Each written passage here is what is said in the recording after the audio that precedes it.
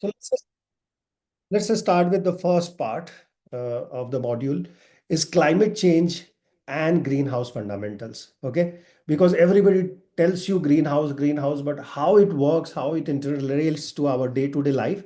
Let me clear the basic first, then we will build the building on top of it, which will be advanced. Clear? So let's just start with the first. How many of you understand weather and climate clearly? Either use the chat box or you can just post it in or you can unmute yourself because these sessions are going to be interactive. So you can tell us that what do you think by weather and climate? Suman, Vivek, Yeah, please. weather is a daily phenomena, and climate is it's a particular time of the year. That is the difference. Okay. Okay. Not bad, KP. Thank you, Colonel. Anybody else who wants to give a try?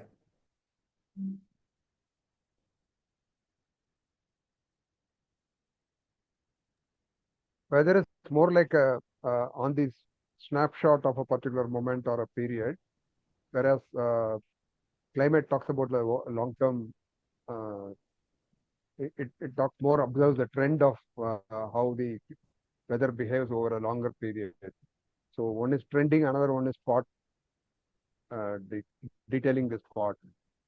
Weather is more of the spot on that moment how it is behaving, whereas the climate when we talk about the trend over a long period. Clear. Very good effort there as well.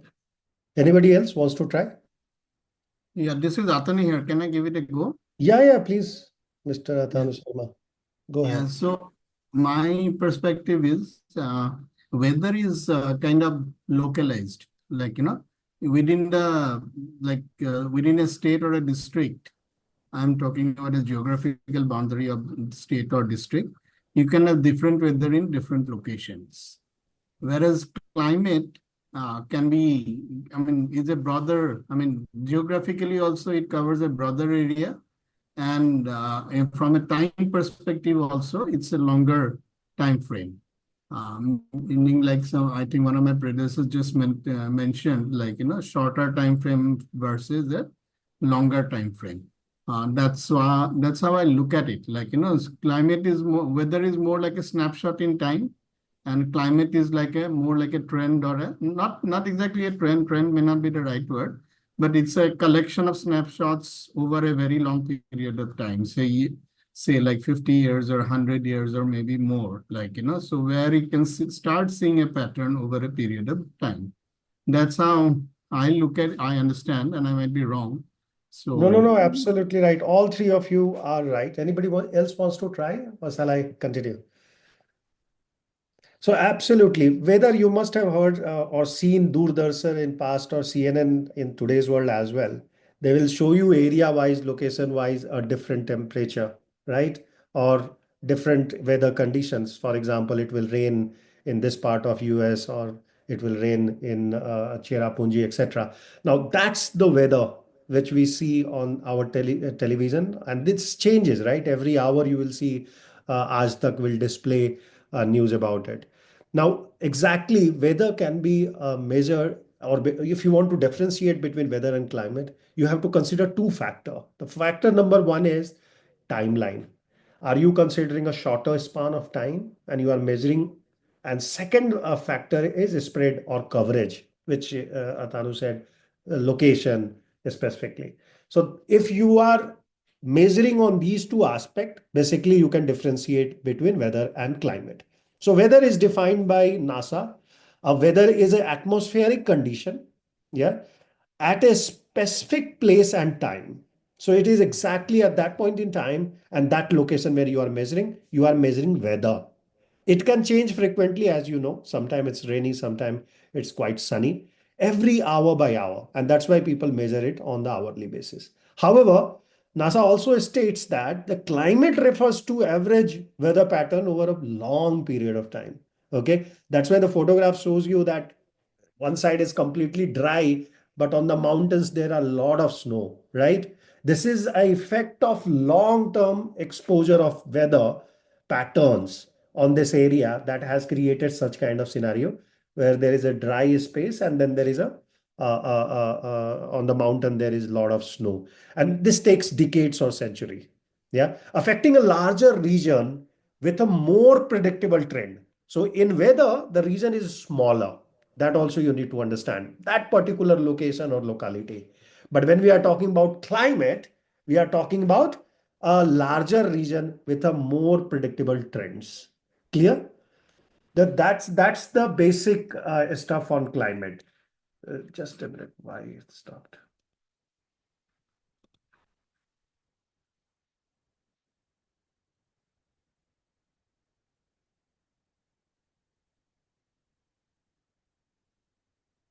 Is my screen visible now?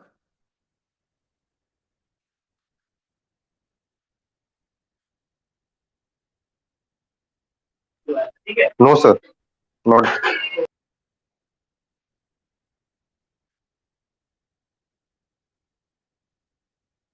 Okay. Hope this is Yes. once it is visible, just give me a thumbs up, please.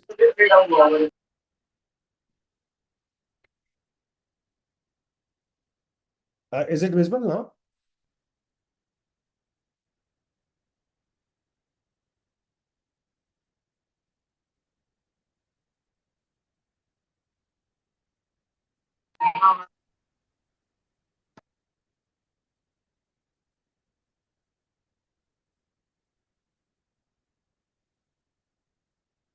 Okay, it's visible. Wonderful. So that's the part on weather and climate. Now, what is climate change then? So we have understood the difference between climate and weather. Let's understand uh, the critical portion here, which is climate change, for which we have came together and try to learn carbon accounting, isn't it? To control this climate change to work in our favor. So anybody wants to give a try? What is climate change?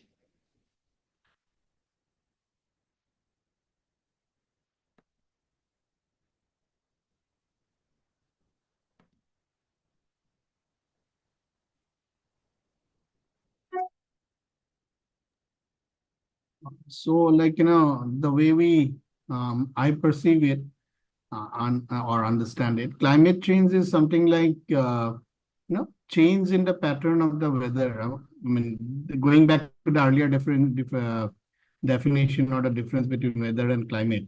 So the change in the pattern over a very long period of time, like, maybe century or more. So that is how I would look at climate change. Suppose, like, just to give you an example, 20 years back, the weather, what was the temperature in September versus, like, what is the temperature today? So do we see a perceptible difference? Maybe if it is yes, then maybe we can talk about it as a weather change, or I mean, sorry, climate change. So that is how I understand it. And then, of course, comes the part of analysis, like, what is it that is driving that change? Now, point here is, like, again, we have to take a very long time frame is very important in these matters, because in a short period of time, you may not be able to make out whether it is a climate change versus a weather change. Clear. So that is what I perceive it. If it is longer period of time, then okay, you might be able to see patterns or lack of patterns in it. If it is a lack of pattern, we can call it a climate change. If it is a pattern, then okay, there is some consistency behind it. Yeah, just add a word there, shift. Yeah. So what is the difference between climate? Climate is also a long-term pattern. The climate change refers to a long-term shift in the temperature or weather pattern. Clear? Why we are talking about it? Because it can be driven by natural factors like solar activity, solar way. You must have heard that solar radiation hits the earth. Volcanic eruption can also hit, climate change, as well as human activity, which we can control. And that's why all concepts of climate change or climate control, or we are talking about GHG accounting and reducing and mitigating or adopting, such kind of climate action. Now, especially since 1800, there is a massive shift in the climate. And that has happened because of the industrialization has happened. And that's why you must have heard every time people talk about pre-industrialization level, pre-industrialization temperature level, etc. Because the major change has come after 1800 century, and this has happened because of the burning of fossil fuel. Yeah, which is a primary cause of modern climate change which we are facing today. There was a climate change in ice age era as well. And we went into ice age actually due to climate change, and then of course there was a hit by another planet. We were hit by some meteoroids, and whole Earth was devastated, and we saw a new era started. Now, what we need to understand in climate change that it is produced by emission of greenhouse gas effect. Yeah, the climate change currently what is happening in modern era is produced by greenhouse gas effect, mainly CO2 we are talking here. Yeah, it's the maximum amount is CO2 in that greenhouse gases, which is creating trouble on the climate, where the shift in weather or temperature is happening. And secondly, the concentration of these gases in our atmosphere is also creating that issue accelerated, and I will describe that when we will talk about climate effect or GHG effect. Yeah. What is the outcome? The outcome is global impact, which we are seeing now, where the increase in planet temperature is happening. And the effect is, of course, global warming or global boiling. Nowadays, we are saying rise in sea level and reduction in Arctic ice as well. So these are the major effect which we are seeing. Now, climate change and pollution is also a different concept, which we need to understand very clearly. Climate change covers and it caused by atmospheric pollutants, mostly, particle, we are talking about PMs, SOx, which is sulfur oxide, NOx. These are the some of the atmospheric pollutant which creates the climate change. But when we talk about pollution, sorry, it's a opposite side we have put. Pollution is actually on the climate side. Let me correct that immediately.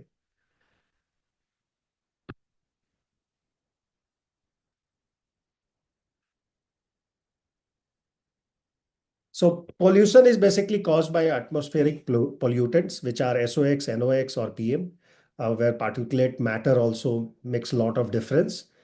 It has a localized impact, same like weather and climate. Pollution has a localized effect. Okay. And that's why you will see sometime in Delhi, smoke is there and people feel like they are smoking 41 cigarettes in a day. Yeah. While same time in Bangalore, it might not be there, such kind of situation. So that means that this is a pollution rather than the climate change. So localized impact is happening.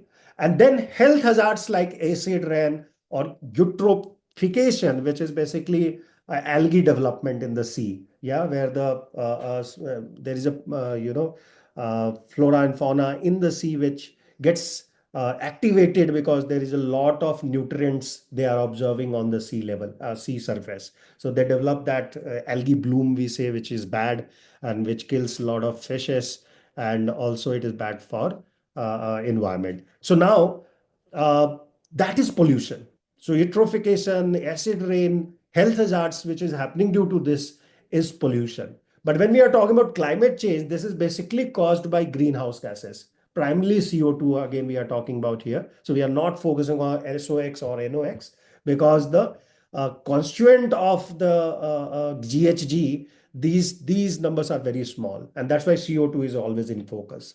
Second, climate change is not a localized impact; it is rather a global impact. Yeah, so you will feel it that weather changes are occurring regularly now. Yeah, so sometimes it's very hot, sometimes it's very cold. The rain, where there was no rain happening, there is a regular rain. There was no snow, now the snow is happening. And where there used to be huge glaciers, those are melting. So this has a global impact, which is climate change. Third, it effect include global warming, rising sea level, exactly the same thing which we have talked in the climate change. So this is difference between pollution and climate change, we need to differentiate that as well. Fair? If that is clear, let's take some evidences of this climate change. Why I should be convinced that we should start measuring, calculating, and putting measures to control it. The first evidence I'm showing you is the increase in atmospheric CO2. Now, this is a data which we have addressed, got it from NOAA Mauna Loa CO2 record, which is in US. They are recording it over a period of time, and they have simulated past data as well. Okay, through the ice core data. So they have taken all the ice cores different level, and then they have calculated what has happened to the carbon. So say on one layer of the ice, which recorded a certain time period, how much of carbon was absorbed by the ice. That way they do the simulation. Clear? Now, once they did this simulation, what they realized that actually 125,000 year data has been simulated, and through this ice calculation, which we do the carbon dating, etc. They deployed that and calculated that what was the temperature condition. And now you see, since 1911, actually the carbon dioxide level used to go very high, but it used to reach not more than 200 to 300 parts per million in atmosphere. Okay, so if there are a million molecules are there, one part of CO2 happens to be 300 maximum. Yeah, so out of 1 million, 300 was carbon maximum in last 125,000 year.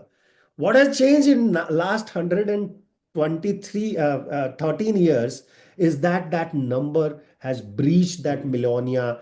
Atmospheric carbon dioxide has never crossed that line. They have crossed that 300 line. So 300 parts per million line, a line which was always been there, kind of protection line, now that has been crossed. Worst part was that it is not coming back to the normalcy level. And secondly, we are exceeding even 426 parts per million of carbon dioxide.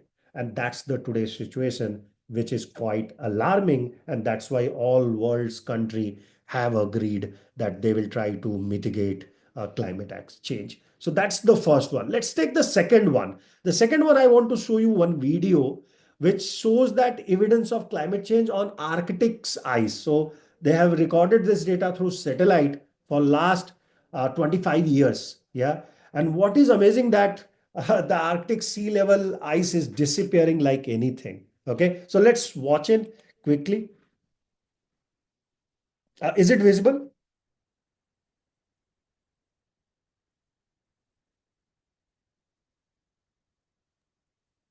Is there audio in this? Otherwise, you got to enable. Oh, okay. Let me see if audio can be played.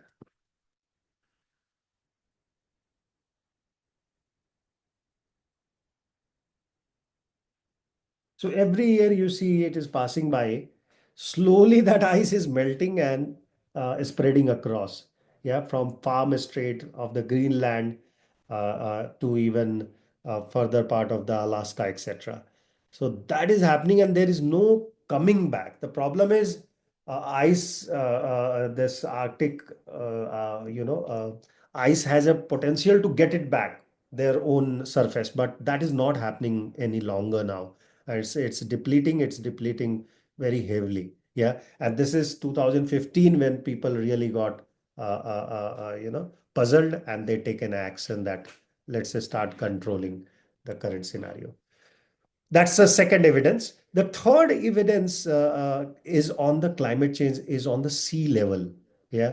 The fact here is in 2022, the global sea level has reached to a record high of 101.2 mm above 1993 levels in millimeters. Okay. That's the data from 1993 to 2022 I'm trying to show you, where it has crossed 101 mm above. So the now sea level has permanently has gone up by 10 centimeter. So that's quite risky stuff. And this is rising at an exponential rate of 3.5 mm.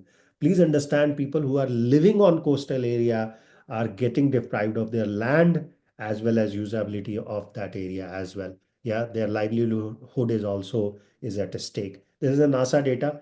Sea level has been risen at twice the long-term trend since 1993. So the rate is also getting exponential now. It's growing at the rate of doubling what we have seen in 1993. So that's the third evidence which convinced the world that we should move towards calculating carbon emission and reducing it, measuring it and reducing